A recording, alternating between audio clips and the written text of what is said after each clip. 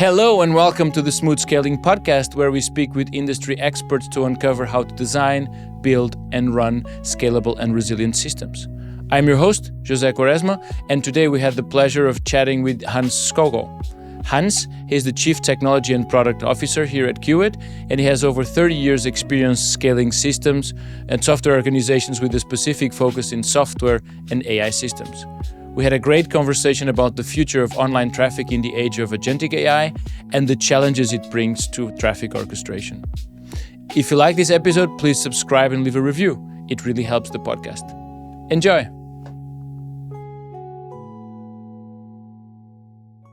Welcome, Hans. It's great to have you on the podcast.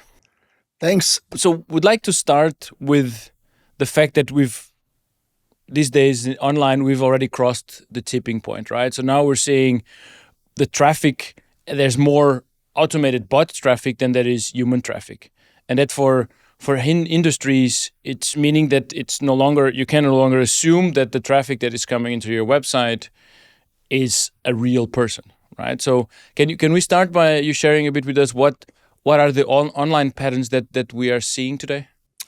Yeah, we're seeing many things and it's going really, really fast. There's a big shift going on, and I think everybody who works with computers every day, they feel the big shift. Everybody's going from using link-based searches to asking AI to provide information, and that drives traffic tremendously.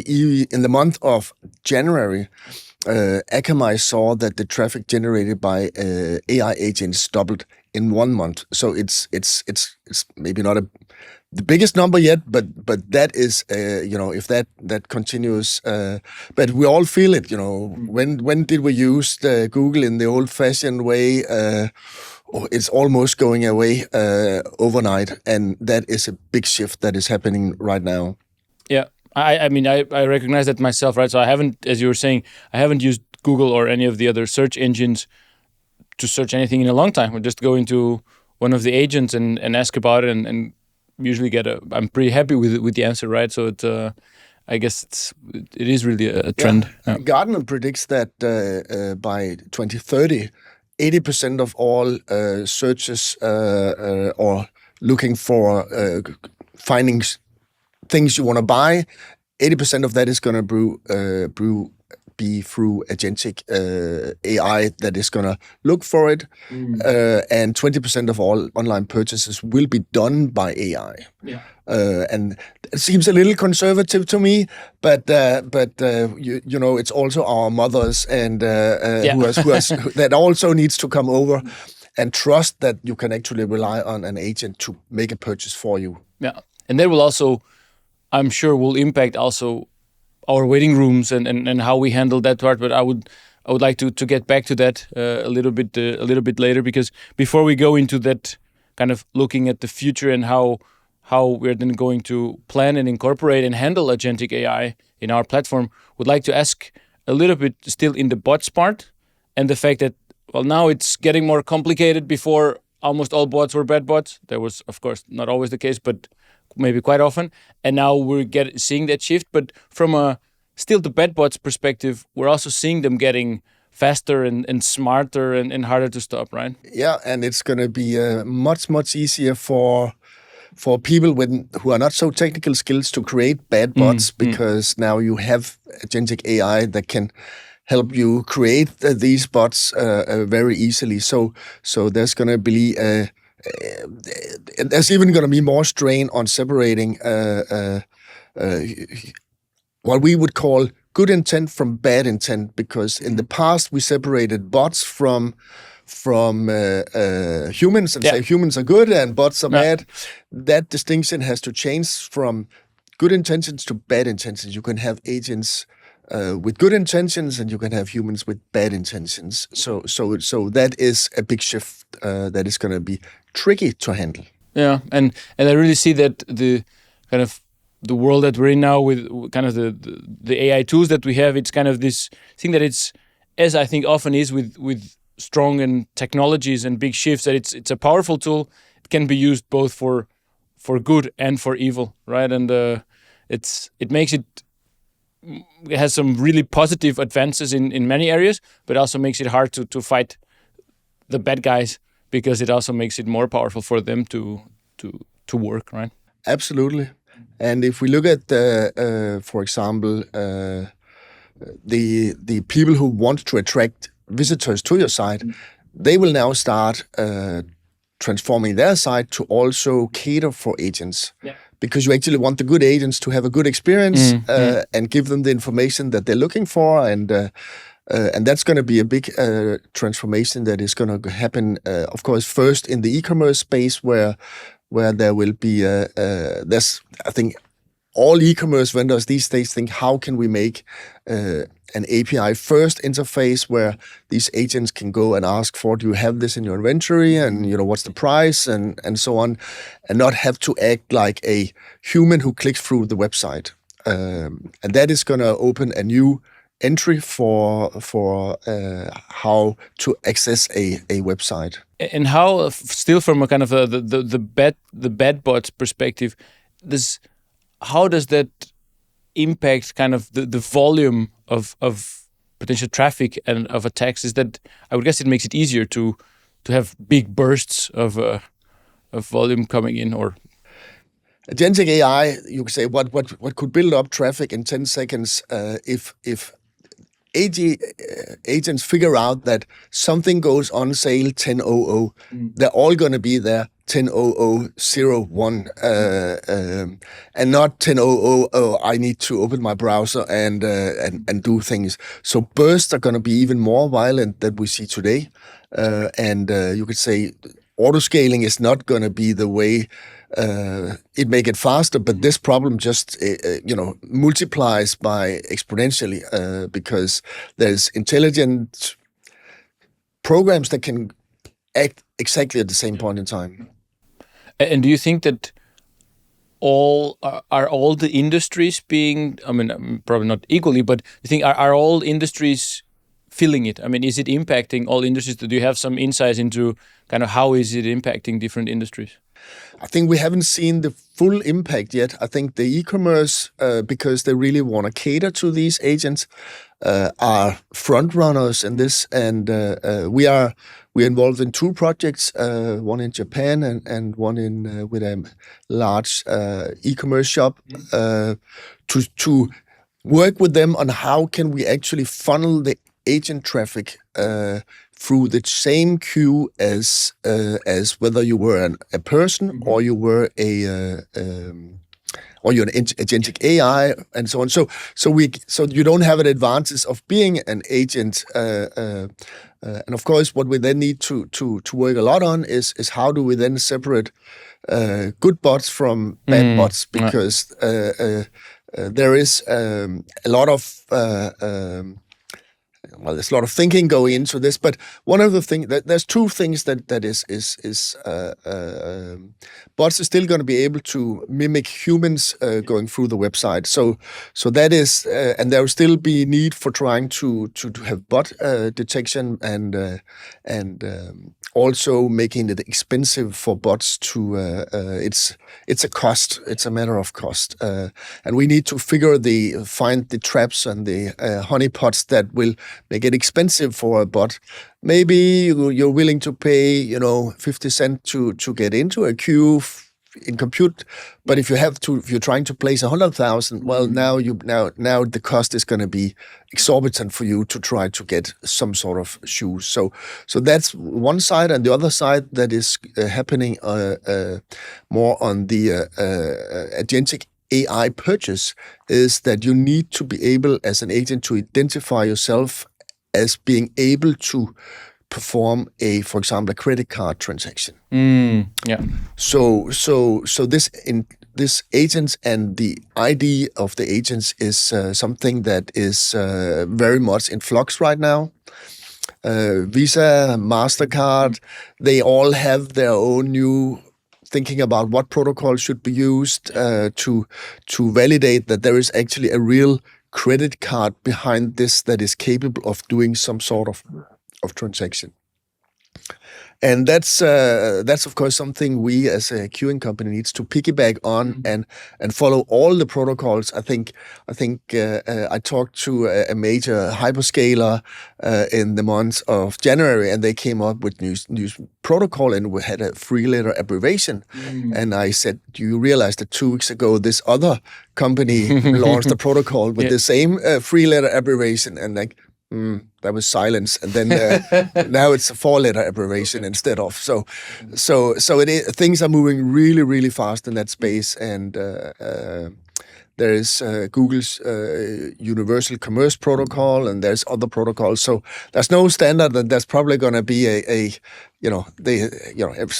whoever sits down and saying, "Oh, there's 14 now. Now we create the 15th, which is then going to be the 15th standard before it's going to consolidate." So it's going to be a bit of a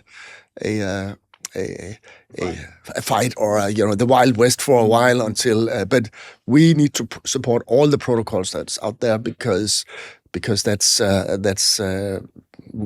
we need to be able to absorb anything. And how do you see it? So what's the North Star? What's the success flow in this case? Is it just me as a user? I'm talking with my chatbot or AI agent and saying, "Hey, there's tomorrow tickets for this artist go on sales. Go in and buy 2 tickets for me in this area of the stadium." Or is that? And then it's the AI agent that would then kind of coordinate it all and get into the waiting room. The AI agent will probably have a certificate that is issued by some certificate provider that will tell that within this time frame it can buy for this amount of money approximately these things. So it will have you won't kind of just give it your credit card and say go crazy. So there's probably going to be some sort of and that certificate is going to expire, and then so you don't have agents running around 3 years later saying, "Oh, there was tickets for this, and now you got them." So there's definitely very interesting things there that is under development for how to have these automatic purchases. And there's still I would imagine that there's still, so one of the parts of this puzzle is that the agent can prove that they have a credit card or a certificate to make a purchase. But I guess I would think that on the other side, there's also a component of proving that it's representing this person. So are we seeing now that the proof for the credit card, is it the same thing as the proof for it being a person behind, or is it, would it be I don't enough? think we can recognize that there's a person there, but you could say if Visa's certificate says that there is a credit card, and then you assume there's a person behind that. One thing that, of course, will make easier for us is that right now you can place 100,000 queues, entries in the queues with one credit card behind the scene who can go to the queue. Best queue number. While if you go the other way around, you could say you're buying. We can see, oh, you're here already. Because it's the same certificate. At least Visa is going to limit how many credit cards you can actually have. So that's going to be something that may reduce the bot load through the agentic channel. But again, bot can try to mimic humans. And for a long time, we'll have to deal with this kind of traffic orchestration that we need to manage and provide a fair experience to agents as well as humans with good intent. Yeah, and is that, and that's I think that's a very hard problem, right? But that's also what makes it exciting. Is there something more that you think from our perspective, from the platform that we provide? Is there more kind of, would be extra focus in some of the components of the platform? Is that more like making sure that for example, the API side of it is more ready for the agentic AI world? So what are the main things that you see us doing differently? Well, at least when you think of bots that goes through how humans enter a website, we need to come up with a new class of challenges that are more catered to being expensive to compute for AI. And we need to quite simply develop more of these, and they got to be more dynamic and more changing, easy for people to solve, and hard for bots who's trying to act as that. Then of course we need to mix that with the agentic AI who goes through the APIs, and there we also need to create challenges, because even though IDs are coming, it's still in its infancy, and we'll probably see it is up to the customers to decide what's going to happen with this. We'll only allow traffic with ID through this channel, or we will allow traffic to, that can't identify itself with a purchase ability.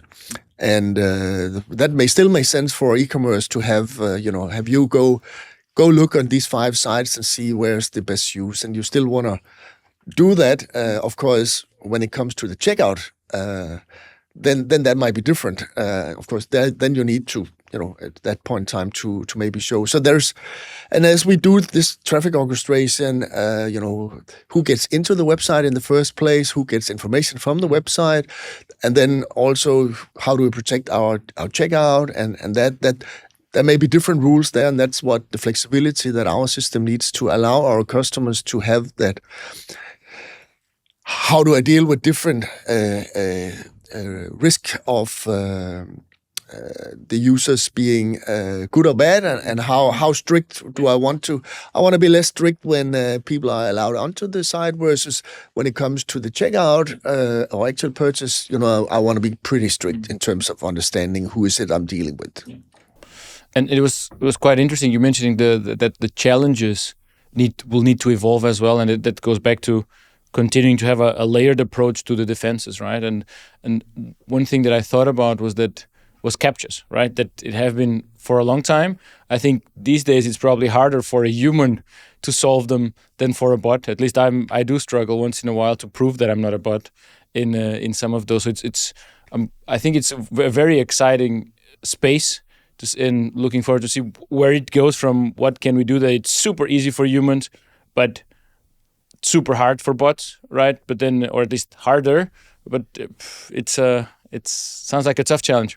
It's a tough challenge, and what we see is with on the dark web, if you want to buy 1,000 challenges solved, you can buy it, and you don't actually know whether it's 200 people in Nigeria who's solving it, or whether it's some AI that is solving it. The price may not be that much different. So it is, but it has to drive a cost to be meaningful. Otherwise, and you could say the more these agents they've seen the same challenge, the less compute they need, because they just train them on this specific problem. So having the problems change and is super important for it to be continuously hard to solve. Yeah. And from kind of getting back to this layered approach, right? We talked a little bit about the challenge. Are there any other components or layers that you see we need to continue to focus on this? I think kind of fight against bots, and especially fight against the bad bots. We just have to, as a company that will face the problems first, we need to follow, of course, monitor how things gonna go. But one thing that is maybe not so much related to bots, it's more related to the volatility of the traffic. So we really need to keep improving the performance of our systems, because the volatility is going to increase. Right now our system is prepared for a certain volatility and handles that really, really well. But that's even going to go up. So we need to work on creating our system to be able to have more buffer, be able to scale faster, etc. We are not, immune to that this change is happening, but but for our business, it's most likely good, because it's going to be a problem for everybody, and they will need some sort of solution, either ours or similar solutions, to try to manage this volatility that is gonna be it's gonna go out of control, basically. And what we see right now with this kind of increase in the use of agentic AI and the traffic that generates, it's gonna come really fast. Yeah, and I was also thinking that from a kind of so one of the things is that it's always like, okay, we try to identify bad bots and block them, but the other side of the coin is can we identify real people and let them in, right? And I think that here in Denmark and in the other Nordics, here in Denmark we have Mit ID, right? My ID that helps kind of me as a person identifying myself in digital services.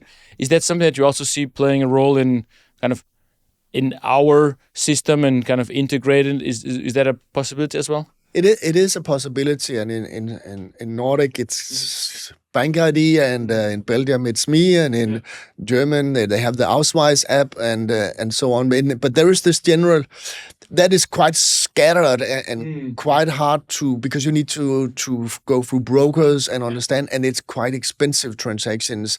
The Danish Mit ID is quite cheap, but if you go to other places, you may pay €1 for a transaction to validate that this is, and somebody got to pay for that, and that's not clear that who's actually taking the bill for that. But one thing that is very interesting is the new EU wallet that is by law, by 2027, all countries are supposed to make an EU wallet that can be used as a way of doing transactions across borders, that everybody in Europe should be able to identify themselves through this, and the cost of that is but that is, you can say, that's also competing with Visa and MasterCard, who also want to provide this kind of services, and that's where you could say we are at the receiving end. We need to support whoever wins and whatever system is out there, But it's a super interesting area to be in, because it's evolving month by month as we speak. And hopefully, I'm sure there will be some also, as you're saying. Do you think it will be a winner takes all scenario at some point? So we're now having a lot of different protocols across, but do you think it will converge at some point, or we will not? We won't be that lucky. Or unlucky. I think at some stage there's going to be a consolidation to a few protocols, and maybe there will be a standard. But again, sometimes the industry standards are also super important. Do you identify yourself? There's other ways of identifying yourself that doesn't give you a credit card, but you identify yourself through a Google account or an Apple account, or that at least limits the amount of. Google and Apple, they try to make sure you don't create too many accounts and so on. It's at least difficult. They go to quite some lengths to prevent that. So there's other ways of getting reputation that you could supply your agent with as you go to this website. You could say, I've done a purchase in the past. I bought socks 4 years ago. That's probably a really good indicator that you're a real person, and now you want tickets. And so this type of reputation building is probably a little bit in the future still, but it's something that a lot of people think is going to be more prominent. Can you make proof that I'm part of Taylor Swift's fan club? I also buy in Target. I do these things. That makes you quite credible as somebody who doesn't want 1,000 tickets to sell them on. I see that, and I think taking that kind of proving that you're human approach. I think there's also some services around that rely on passports as well, and verifying a passport, right? And I think that, but then we get further into the trust component, right? That it's I don't think everyone would trust a service by default where they have to upload a picture of their passport, right? So there's definitely that balance and that important component of trust that will be increased, I think. Yeah, and it is possible today. There's these apps that would take any passport from anywhere in the world and validate who you are and so on. But then you need to download an app that can then read the passport, and that transaction is even more expensive than MidID or Bank ID. The interesting part with the EU wallet is that you get a digital certificate of who you are, and that's. Yeah, it's going to be interesting to see how much uptake that will get. We'll be here. Maybe we can do another episode in a few years, and we'll follow up on the state of the world and how our waiting rooms are adapting to agentic AI and how we're seeing all the kind of, I think, the complex challenge of traffic orchestration in everyone's systems, right? Yeah, and I think that's Qt is in a super exciting place in the market right now, because the volatility, all the who figures out who's who, the entire bots, good intent, bad intent. There's a lot of complex things there that needs to be solved, and we are uniquely positioned in this space to be, key for that solving that problem. And somebody got to solve it. It's not for the faint-hearted. And we seen the peaks of internet traffic and handle that, and those are going to be even bigger and more crazy in the future. So there's going to be a big, very interesting future for an engineering department in Qt to come up with great solutions. I think to wrap up, we do like to have some rapid fire questions to ask, and so just maximum 3. Do you have any advice to someone starting right now in this industry, in the work that we do? Well, agentic AI is changing both our environment, but of course also changing how we work every day. And we see massive changes in an engineering department, both of how our processes work and how individuals work. And that's all greatness. And for us, you could say agentic AI, you got to be looking for where do they create problems and what problems are unsolved. Because this thinking about AI solving all problems, if somebody remembers when we were promised self-driving cars and slowly getting there as long as it, there's a little bit too much optimism on how fast things will change. Things will change, as they've done with many other industrial revolutions, but on the internet traffic, I'm really surprised how fast the traffic patterns are changing. Is there any book or podcast or any other material that you would recommend in this topic? That's actually a good question. I was looking for internet traffic. What do we know about internet traffic? And reports that are 6 months old are outdated. So it's like, you almost got to go and look at the Fastly, the Cloudflares, the Akamai, the Thales. What are they saying right now? Because that's the reality. It's moving so fast that it's something that is 6 months old. Maybe in 6 months' time, you're going to look at this I'm going to look at this podcast and say, "Oh, I got it so wrong." Maybe. Or maybe we got it so right. Time will tell. Yeah. And last question. To you, scalability is? Scalability is